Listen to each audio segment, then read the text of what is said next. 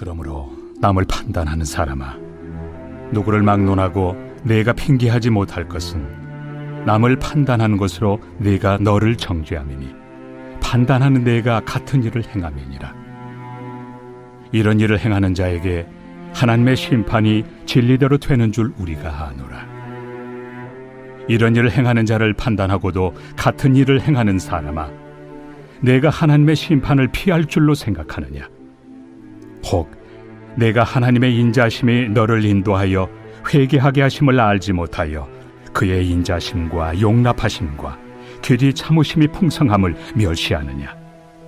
다만 내 고집과 회개하지 아니한 마음을 따라 진노의 날, 곧 하나님의 의로우신 심판이 나타나는 그날에 임할 진노를 내게 쌓는도다. 하나님께서 각 사람에게 그 행한 대로 보응하시되 참고 선을 행하여 영광과 존귀와 썩지 아니함을 구하는 자에게는 영생으로 하시고, 오직 당을 지어 진리를 따르지 아니하고 불의를 따르는 자에게는 진노와 분노로 하시리라.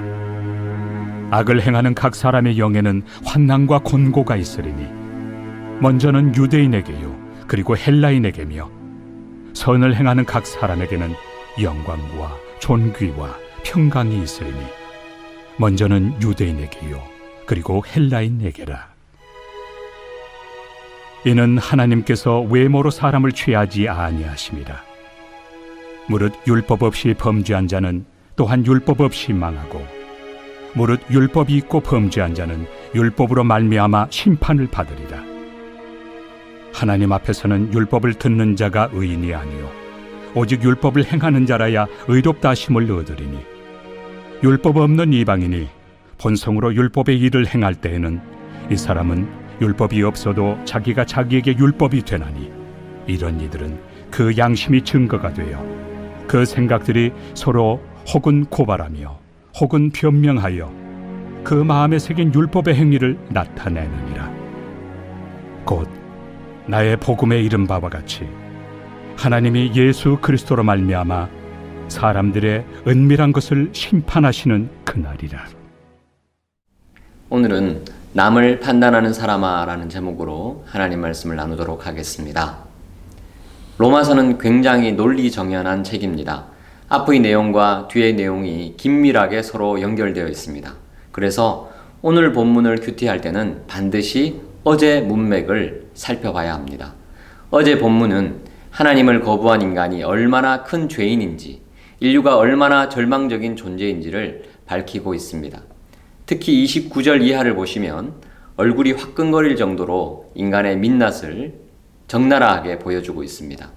불의, 추악, 탐욕, 악의, 시기, 살인, 분쟁, 사기, 악독, 수근수근, 비방, 능욕, 교만, 자랑, 악을 도모하고 부모를 거역하고 우매하고 배약하고 무정하고 무자비한 그런 인간의 죄악의 참상들을 보여주고 있습니다. 이렇게 죄로 가득 찬 인간에게 하나님의 진노가 임한다고 했죠. 어떻게 해요? 내버려 두심으로. 하나님이 내버려 두시니 인간의 운명은 더 절망적일 수밖에 없습니다. 자, 그렇다면 오늘 2장부터 그 연장선에서 인간의 아주 비참한 현실을 더욱 보여주고 있습니다. 1절을 보시면, 그러므로 남을 판단하는 사람아, 누구를 막론하고 네가 핑계하지 못할 것은 남을 판단하는 것으로 네가 너를 정죄함이니 판단하는 네가 같은 일을 행함이니라 라고 말하고 있습니다. 남을 판단하는 사람은 누구인가요? 상대적으로 도덕적인 삶을 사는 사람들이 있습니다. 우리 주변에 보시면 저 사람은 법 없이도 살 수 있는 사람이야 라고 불려지는 이들이 있죠. 사회 저명 인사, 지도층 인사 같은 분들이나 위대한 석학들, 철학가, 사상가들이 있습니다. 하지만 성경은 그들 역시 정도와 수준이 약간 차이가 날 뿐 마찬가지로 죄 가운데 있는 절망적인 존재라고 말합니다. 이들의 특징은 무엇인가요? 남들을 비판합니다. 판단합니다. 이들은 노골적으로 죄를 짓지는 않지만 은밀하게 죄를 짓습니다. 그리고 그 죄를 하나님 앞에서 회개하지 않습니다. 이들 역시 자기 고집이 있기 때문입니다. 5절, 다만 네 고집과 회개하지 아니한 마음을 따라 진노의 날, 곧 하나님의 의로우신 심판이 나타나는 그날에 임할 진노를 네게 쌓는도다. 당시 헬라인은 로마 사회의 지식인층이었습니다. 이들의 헬라 철학으로 무장된 사상은 다른 사람들의 죄를 비난하는 도구로 사용했죠. 하지만 사실상 자신도 같은 죄를 범했습니다. 겉으로는 안 그런 척 하지만 속으로는 별발 다를 게 없었습니다. 하나님의 엑스레이에 영혼을 들이대니까 온몸의 병이 다 퍼져 있었던 것이죠. 유대인들도 마찬가지였습니다. 그들에게는 율법이 있었습니다. 우리는 하나님의 선민이야 라는 자부심이 있었습니다. 우리는 거룩한 백성이니 저런 비윤리적인 이방인들보다는 훨씬 괜찮은 사람들이야 라고 생각했습니다. 하지만 이들도 역시 하나님 보실 때는 똑같은 죄인입니다. 저는 비행기를 타고 창밖을 내려다보면 항상 느끼는 것이 있습니다. 63빌딩이나 5층짜리 아파트나 다 똑같구나 그런 생각을 합니다. 땅에서 볼 때는 63빌딩이 제일 높은 것 같습니다. 그에 비해 5층 아파트는 낮아 보입니다. 하지만 구름 위에서 보면 다 똑같습니다. 하나님 보실 때는 다 똑같은 죄인이라는 것입니다. 겉으로 드러나는 모습으로 내가 너보다 낫다고 감히 말할 수 없습니다. 그렇다면 하나님께 의인이라고 인정받을 수 있는 사람은 누구인가요? 하나님께 너는 건강해, 너는 괜찮아 라고 진단받는 사람은 누구일까요? 7절 이하를 보시면 참고 선을 행하며 영광과 존귀와 썩지 아니함을 구하는 자에게 영생을 주신다 라고 말씀하시죠. 10절을 보시면 선을 행하는 사람, 여기서 선은 도덕적 선이 아니라 하나님 뜻대로 사는 것을 말합니다. 선을 행하는 사람, 그런 사람들에게 영광과 존귀와 평강을 허락하신다라고 약속하시죠. 하지만 불행하게도 이런 의인은 이 세상에 없습니다. 3장 10절에 나오겠지만 성경은 분명히 얘기합니다. 의인은 없나니 하나도 없으며. 그래서 바울은 죄인을 두 부류로 나눕니다. 11절과 16절에 나와 있죠. 율법 없이 범죄한 자, 그리고 율법을 가지고도 범죄한 자. 율법 없이 범죄한 자는 누구입니까? 바로 헬라인들입니다. 이방인들입니다. 이들에게는 율법은 없지만 양심의 법이 있습니다. 하나님께서 마음에 새겨주신 양심이 있음에도 불구하고 14절, 15절을 보시면 그 양심을 지키지 않고 죄를 범합니다. 그래서 변명할 수 없다, 핑계댈 수 없다고 고발합니다. 두 번째 부류, 율법을 가지고도 범죄한 사람은 누구인가요?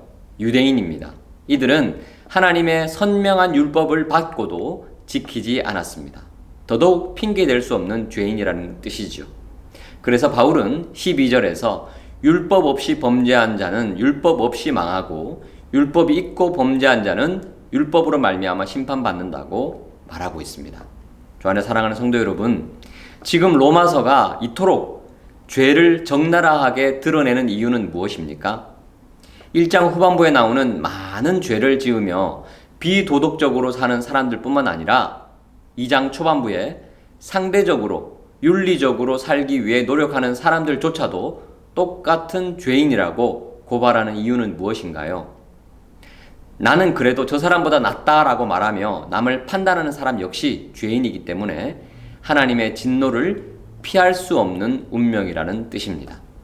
왜 바울은 인간의 이런 절망스러운 운명을 고통스럽게 드러내고 있습니까? 인간에게 전혀 소망이 없다는 사실을 알려주기 위함입니다. 병명을 확실히 알 때 우리는 의사를 찾아 나서죠.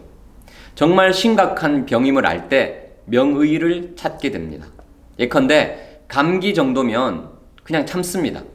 약 먹고 낫기를 기다립니다. 하지만 죽을 병에 걸린 사람이라면 다르죠.